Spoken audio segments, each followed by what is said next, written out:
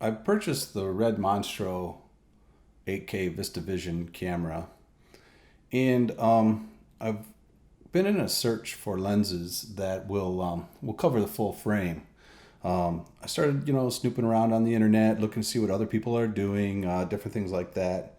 And there are a lot of lenses that will cover full frame. Most of them are still lenses. I'm always trying to find something that I can offer my clients, the directors of photography, that maybe isn't something that's the standard. Maybe we get just a little different look or a different feel from our videos or our product by exploring different options. In my quest, I came across some people that have been using Mamiya medium format lenses.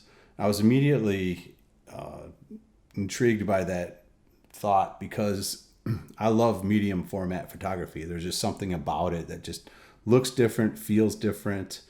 And I was just wondering how that would translate to a full frame video camera and if these lenses could be used in that way. So what I did was I got a few of them. They're not that expensive. I put gears on them and everything in hopes that these would turn out to be as great as I thought they were going to turn out. So what I did is I shot a video and I compared them to the best lenses that I had in my inventory, which is my Cooke Mini S4s. Now they don't cover full frame, so I had to shoot those. I had to shoot that test at Super 35. And I tried to match the stops as close as I could because some of the lenses aren't a 2.8. The 35 inch, for instance, is a 3.5. So I just boosted the ISO on the RED to better match exposure for that test. This turned out to be pretty darn interesting. So here is the Cooke 32 at an f2.8. My lovely wife Diane begrudgingly allowed me to use her as my subject for this test. Now here's the Mamiya 35 f3 at a 3.5.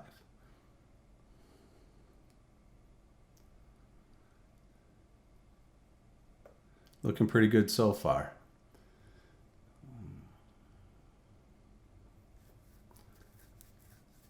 And then here they are side by side, the 32 at a 2.8 and the Mamiya 35 at a 3.5. I'd say at first glance that the Mamiyas tend to be just a little bit more warmer than the Cooke. I just shot daylight 5600. The distortion on the 35 doesn't look bad either. It looks pretty good. So here's the Cooke 32. Now we're going to stop down a little bit. We're going to 5.6.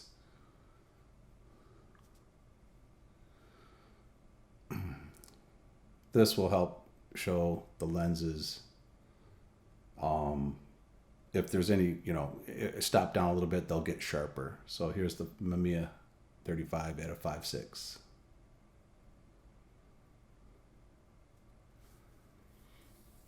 This lens, I think, looks a little bit better at a 5.6 than it does at the 3.5, but still, even at the 3.5, it looked really good.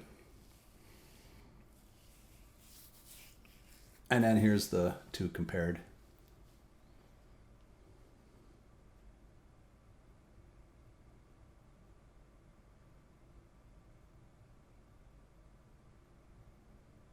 Again, they both look really good next to each other.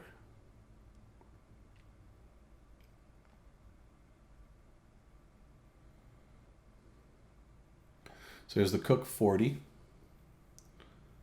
at a 2.8. This is one of my favorite lenses. I just love this lens. So dimensional, just great fall off. It's a really super great lens.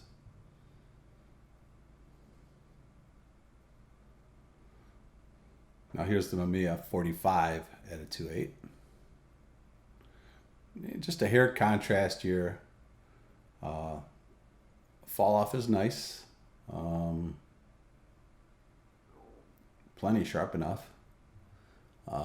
Looks really good to me. And here they are side by side. The 45 does look has a little bit more contrast to it.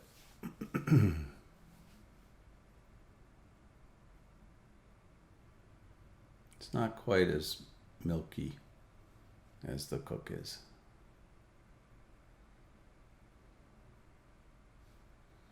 So here's the Cooke 40, stopped down to a 5.6.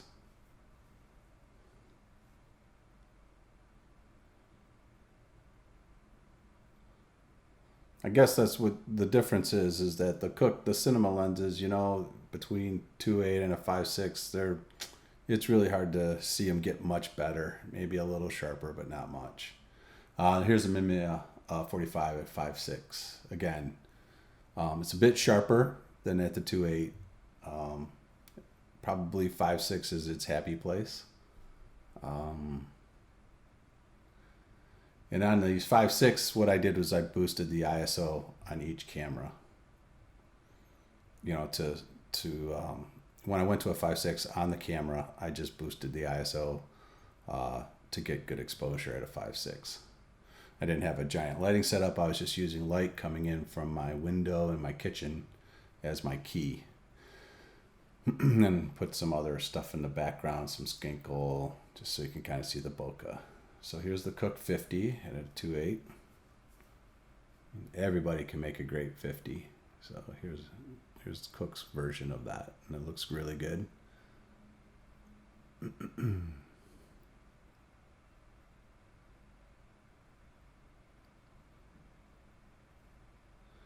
Here's the 55. The Mamiya, I went with the 55 at a 2.8. Again, just a tick warmer, a little more contrast to it than the Cooke. But at a 2.8 looks pretty good. And here we are side by side, the 50 and the 55. Chromatic aberration seems to be pretty well under control there. There's not a lot going on with that big bright source in the background that's causing any issues. Which was a pleasant surprise to me that they handled that CA that well. So we'll stop down a little bit and see what happens. So here's the Cooke 5.6, the 50 at a 5.6. It does get a little contrast here when you stop it down.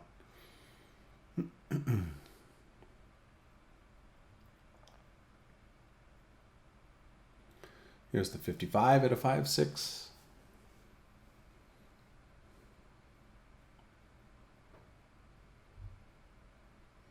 Again, so far, I mean, I'm not seeing anything when compared at Super 35. I'm not seeing any reason why we couldn't use these lenses as something for a project.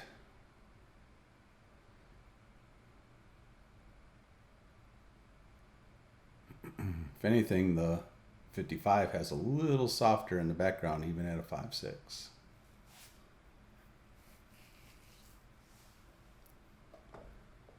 So here's the Cooke 75 at a 2.8. This is an interesting lens as well. It's a great focal length. This resolves really well. It's a great lens.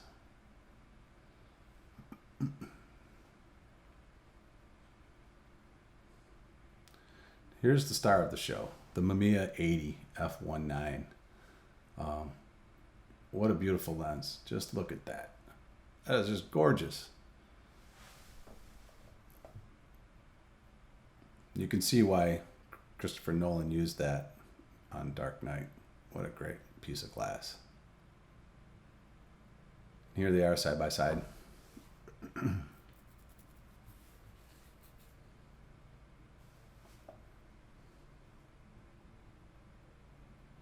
There's a little banding on the 2.8 on the 75, and I haven't been able to figure that out. I think that's just the compression, because this is the ProRes 422 out of the RED.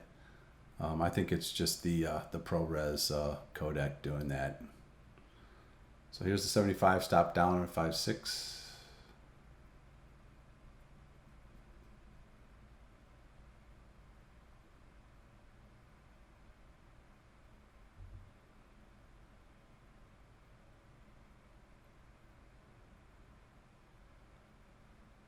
And the 80 stop down to a 5.6.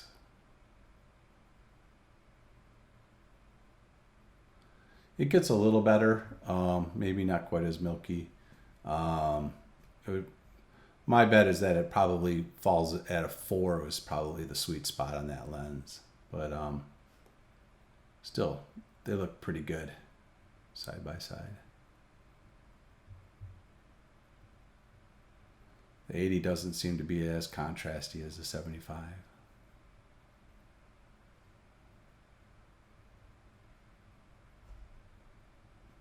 Seems to be the less contrasty of all the Mamiya so far. There's a Cooke 100. Another great lens. There's nothing wrong with that lens.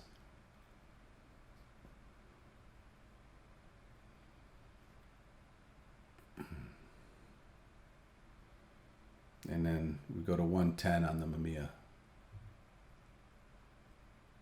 Just a shad tighter, but at a 2.8, something like that, in an interview type situation or whatever, I mean, that's beautiful. That's going to look great.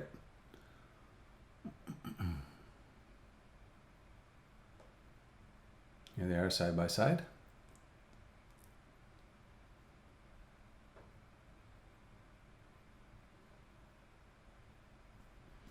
Again, just a hair warmer, maybe a little bit of green hue to it, just a little bit. But, you know, for skin tones, that's never too bad of a thing.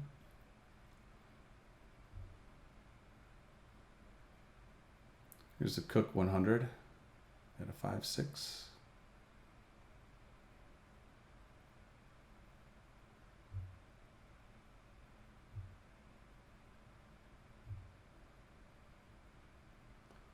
Stopping down. Bokeh's just a little different. You see the blades, more, you know, all those blades making the octagon, and the Mamiyas have a hexagon shape on the bokeh. But again, at a 5.6, this looks great. Here they are side by side.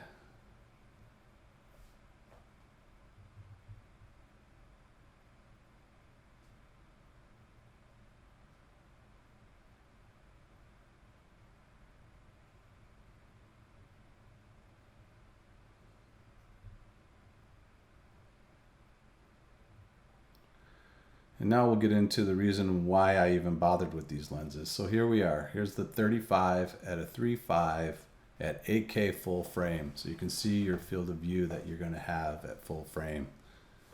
I should have cleaned my kitchen a little better. Picked up a little bit more. Not left a C-stand in there and stuff. But amazing how much... And it looks great edge to edge. And here it is, stop down just a little bit of 5.6. Sharpens up pretty well. So I'm going to say that probably the sweet spot on this 35 is a 5.6. But you can totally get away with a 2.8 if you needed to.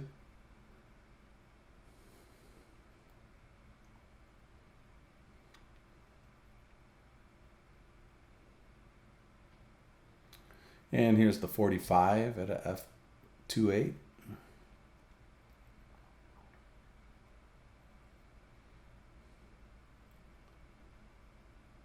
Again, nice edge to edge coverage, looks really great. Distortion isn't that bad. There's nothing in there that's funky to me. And here it is at a 5.6. Stop down. It does get sharper. Contrast comes in a little bit more. Again, I'm going to say that this sweet spot for this lens probably is a 5.6. But as you saw in the 2.8, it's totally, you know, it's a totally usable image. So here's the 55 at a 2.8.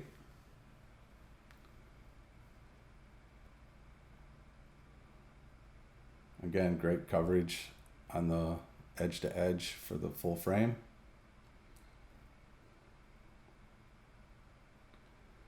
And we're going to stop down to a 5.6 on the 55 as well.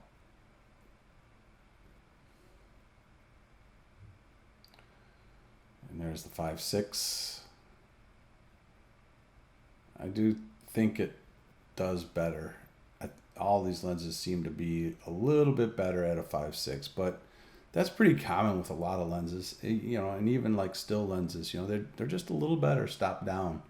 But even stop down at full frame, I mean, get nice fall off. And then here's the star of the show, the 80 at a 1.9.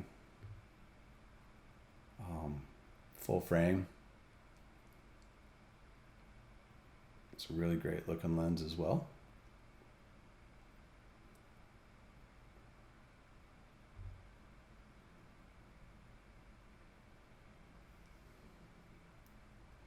Here it is, stop down to a 5.6. Again, it gets a little sharper. And just with me doing my own shooting around the shop here, I feel like it really is a 4 is really great on this lens. But there's no reason why you can't use it in these other stops. They look great to me. So here's the 110 at a 2.8.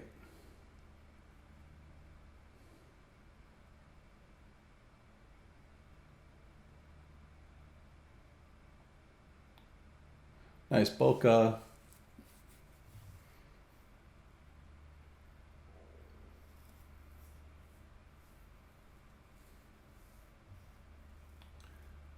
And then finally the 110 at a 5.6. So as you can see, these lenses are great and they will do whatever we need them to do at 8K. So hope you enjoyed this little show and tell. And thanks for watching.